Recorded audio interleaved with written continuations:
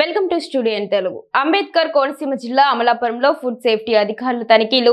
Assistant food commissioner Srinivas, తూర్పు Godavari food inspector Rokkaiah, Konaseema food inspector Chowdary ఆధ్వర్యంలో ప్రత్యేక బృందం మున్సిపల్ అధికారులతో కలిసి పట్టణంలో ప్రముఖ హోటల్ రెస్టారెంట్లలో తనిఖీలు నిర్వహించి భారీ మొత్తంలో చలనాలు రాసిన అధికారులు అమలాపురం బిర్యానీ సెంటర్లలో నిబంధనలకు విరుద్ధంగా నిలువ చేసి ఉంచిన పదార్థాలను పాచి కంపు కొడుతున్న చికెన్, మటన్, వివిధ రకాల పేస్టులను మున్సిపల్ చెత్త వాహనంలోకి తరలించిన సిబ్బంది హోటల్లో తయారు చేస్తున్న విధానాన్ని, కిచెన్ పరిసర ప్రాంతాలను పరిశీలించి ప్రధానంగా ట్రేడ్ లైసెన్స్, ఫుడ్ లైసెన్స్ లేకుండా చేస్తున్న వ్యాపారస్తులకు నోటీసులు జారీ చేశారు.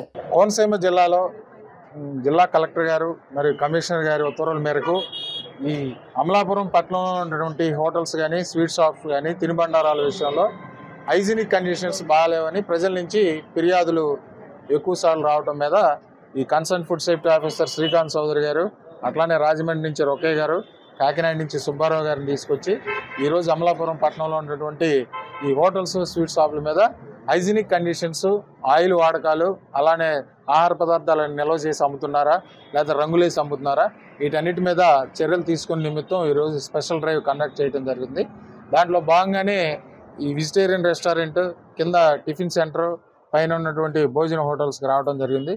లోపల ఉన్నటువంటి కిచెన్లోనూ స్టోర్ చేసే ఆహార పదార్థాల విషయంలో చాలా అన్హైజీనిక్ కండిషన్స్ ఉన్నాయి.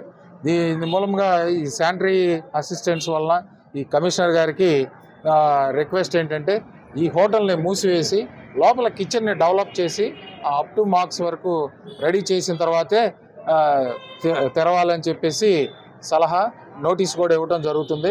అదేవిధంగా ప్లాస్టిక్ గేజీ మించి వాడుతున్నారు, అట్లానే ప్లాస్టిక్ దాంట్లో ఆహార పదార్థాలు అమ్ముతున్నారు, హైజీనిక్ కండిషన్స్ లేవు, ఇంప్రూవ్మెంట్ నోటీస్ ఇవ్వడం జరుగుతుంది.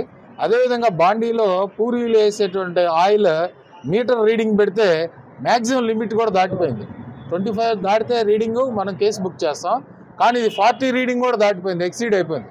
దీన్ని బట్టి మనం అర్థం చేసుకోవాల్సింది ఏంటంటే ఆయిల్ ఫ్రీక్వెంట్గా మారుస్తూ ఉండాలి, పబ్లిక్ క్వశ్చన్ చేస్తూ ఉండాలి. మున్సిపల్ అథారిటీస్ కూడా పబ్లిక్ హెల్త్ పాయింట్ ఆఫ్ వ్యూలో తరచుగా తనిఖీలు చేస్తూ ఉండాలి.